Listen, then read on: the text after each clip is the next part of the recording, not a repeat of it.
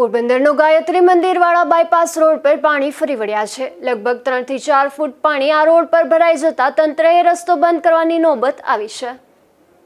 પોરબંદરમાં પડેલા વધુ વરસાદ અને ઉપરવાસમાંથી છોડવામાં આવેલા પાણીને લીધે પોરબંદર શહેર પાણીમાં ડૂબી રહ્યું છે। ચુબેલી પુલથી રોકડિયા હનુમાન મંદિર તરફ જતો રસ્તો ગાયત્રી મંદિર પાસેથી બંધ થઈ ગયો છે અને મુખ્ય હાઈવે પર 2 થી 3 ફૂટ જેટલા પાણી ભરાઈ ગયા છે, જેને કારણે વાહન વ્યવહારને ખૂબ ગંભીર અસર થઈ રહી છે। સામાકાંઠાની સોસાયટીમાં રહેતા હજારો લોકો આ રસ્તા પરથી અવરજવર કરે છે, પરંતુ પૂરના પ્રવાહને લીધે રસ્તો બંધ થઈ ગયો છે। આ વિસ્તારમાં ખાડીના ભાગે આવેલા મકાનોમાં અનેક લોકો રહેતા હોવાથી તેઓને રેસ્ક્યુની કામગીરી હાથ ધરાઈ હતી। પાલિકા પ્રમુખ ડોક્ટર ચેતનાબેન તિવારી તથા જિલ્લા ભાજપ પ્રમુખ રમેશભાઈ ઓડેદરા પણ ત્યાં દોડી આવ્યા હતા।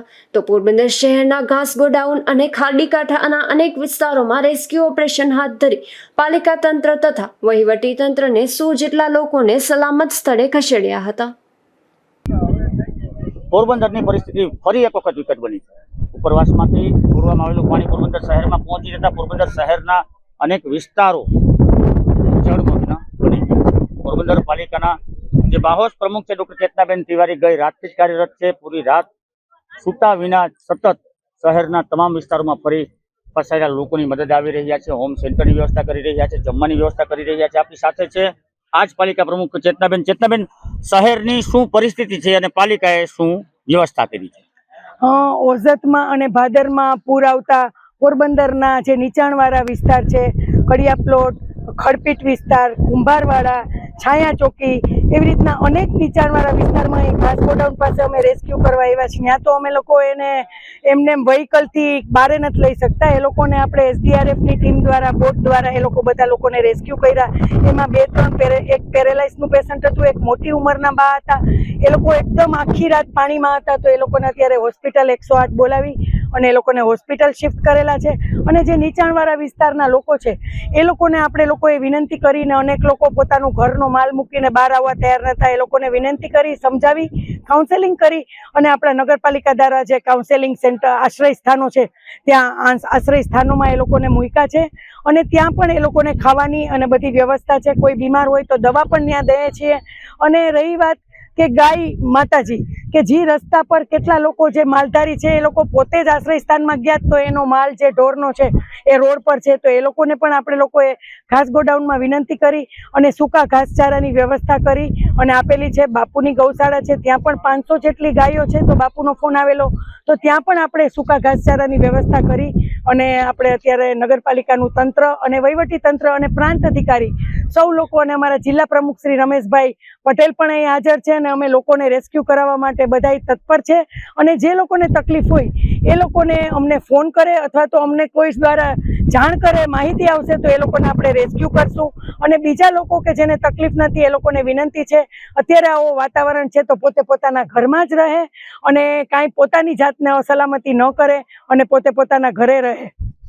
આભાર ચેતનાબેન। આ નગરપાલિકા દ્વારા જે અનેક વ્યવસ્થાઓ કરવામાં આવી રહી છે, એક તરફ તો જન્માષ્ટમીના મેળાના લોકોના અરમાન પર વરસાદી પાણી ફરી ગયું છે અને સંકટ જેમ ટળ્યું ન હોય તેમ હજુ પણ પાણીમાં વધારો થયો છે। પોરબંદરના અનેક વિસ્તારો પાણીમાં ગરકાવ થયા છે। નિકુલ પોપટ સાથે અશોક શાંતિ, ગુજરાત ન્યૂઝ, પોરબંદર।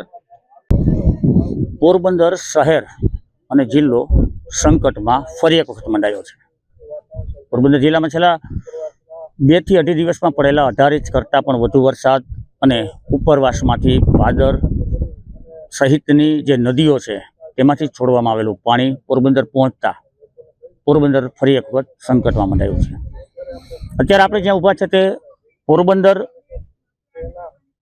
દ્વારકા હાઈવે પર છે, જે બાયપાસ રોડ છે। આ બાયપાસ રોડ તાકીદે બંધ કરી દેવામાં આવ્યો છે। આ રોડ પર પણ 4 ફૂટ કરતાં વધારે પાણી ભરાઈ ગયા છે।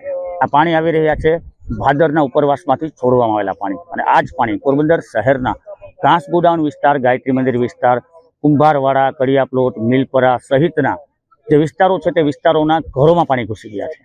લોકોની હાલત વધુ કફોડી બની રહી છે। ઉપરવાસમાંથી પાણી છોડવામાં પણ આવી રહ્યું છે, કેટલાય ડેમ ઓવરફ્લો થવાને કારણે પાણી છોડવામાં આવી રહ્યું છે અને તે પાણી પોરબંદર શહેર સુધી પહોંચતા પોરબંદર શહેરજનોની હાલત કફોડી બની છે।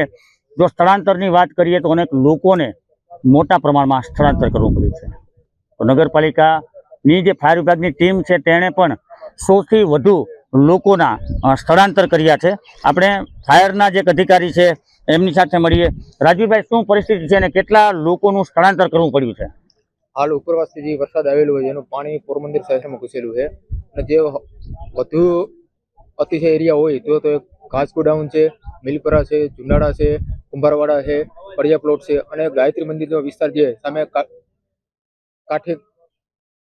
કાંઠા વિસ્તારનો એરિયો છે તેમાં વધુ પાણી ઘૂસેલા અને લોકોનું રેસ્ક્યુ હાલ કરવામાં આવી રહ્યું છે. અમારી પોરબંદરની ફાયર બ્રિગેડની 6 ટીમ દ્વારા અલગ અલગ વિસ્તારોમાં રેસ્ક્યુ કામગીરી હાલ હાથ ધરેલી છે અને 100 થી વધુ લોકોના રેસ્ક્યુ કરવામાં આવી રહ્યા છે. અને ટીમ દ્વારા જિલ્લામાં પણ ફાયર ટીમ ફાળવવામાં આવેલી છે, જે કુતિયાણા એરિયામાં ટીમ છે હાલ. અને પોરબંદર શહેરની અંદર 6 ટીમ દ્વારા અલગ અલગ વિસ્તારોમાં રેસ્ક્યુ ટીમ હાથ ધરવામાં આવેલું છે.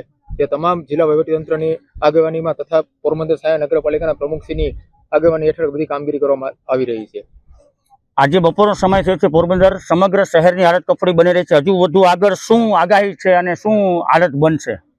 જે ઉપરવાસથી જે પાણી આવી રહ્યું છે, જ્યાં સુધી પાણી નહીં રોકાય ત્યાં સુધી પોરબંદરની પરિસ્થિતિ બહુ કપડી થાય એવી શક્યતાઓ રહેલી છે. જેથી કરી લોકોને અમે સાવચેત રહેવા માટે પણ સૂચના આપી રહ્યા છીએ અને લોકોને સ્થળાંતર કરવાની જરૂર પડે ત્યાં ખાસ અમે સ્થળાંતર કરી અને લોકોને સેન્ટર હોમમાં રાખવાની વ્યવસ્થા કરવામાં આવી રહી છે.